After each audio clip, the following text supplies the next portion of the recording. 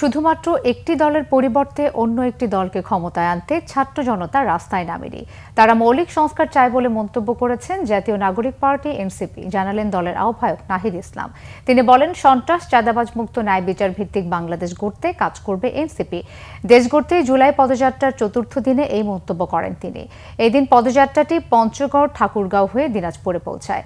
পথে একাধিক সমাবেশে যোগ দেন এনসিপির আহ্বায়ক ও নেতাকর্মীরা। বিস্তারিত নাবিল জাহাঙ্গীরের রিপোর্টে। জুলাই মাস জুড়ে দেশের ৬৪টি জেলায় পদযাত্রা কর্মসূচি নিয়েছে জাতীয় নাগরিক পার্টি এনসিপি।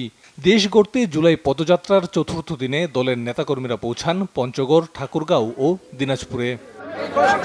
দুপুরে পঞ্চগড়ের অটোয়ারিতে এনসিপির উপজেলা কার্যালয় উদ্বোধন শেষে নাহিদ ইসলাম বলেন, জনগণের স্বার্থে রাজপথে থাকবে এনসিপি। বিচার, সংস্কার এবং নতুন সনদ বাস্তবায়নে জনগণই একমাত্র শক্তি। এছাড়া এতে বক্তব্য রাখেন দলটির নেতাকর্মীরা।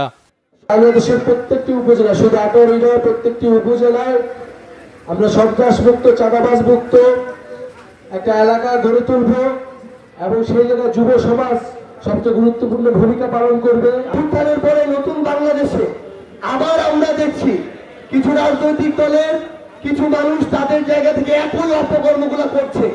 দূরের আলাপ বাদ দেন, আপনি আটোয়ারিতে দেখবেন এখনো মরিছাটি বলেন, ধানাটি বলেন, এখান থেকে একটা ট্রাক পার হতে চাঁদা দেয়া লাগে। পরে পদযাত্রাটি পৌঁছায় ঠাকুরগাঁওয়ে। সমাবেশে নাহিদ ইসলাম বলেন, আঞ্চলিক বৈষম্য দূর করতে কাজ করবে এনসিপি। আমরা দেখেছি উত্তরবঙ্গ কিভাবে অবহেলিত রয়েছে, কিভাবে ৫৪ বছরে এই উত্তরবঙ্গের জেলাগুলোতে আঞ্চলিক বৈষম্য করা হয়েছে। প্রিয় বন্ধুগণ, আমাদের দাবি খুবই কম, খুবই সুস্পষ্ট। আমরা ভাতের অধিকার চাই, আমরা কাজের অধিকার চাই, আমরা চিকিৎসা চাই, আমরা শিক্ষা চাই। ঠাকুরগাঁও থেকে দিনাজপুরে যাওয়ার পথে এনসিপির গাড়িবহরে হামলার ঘটনাও ঘটে।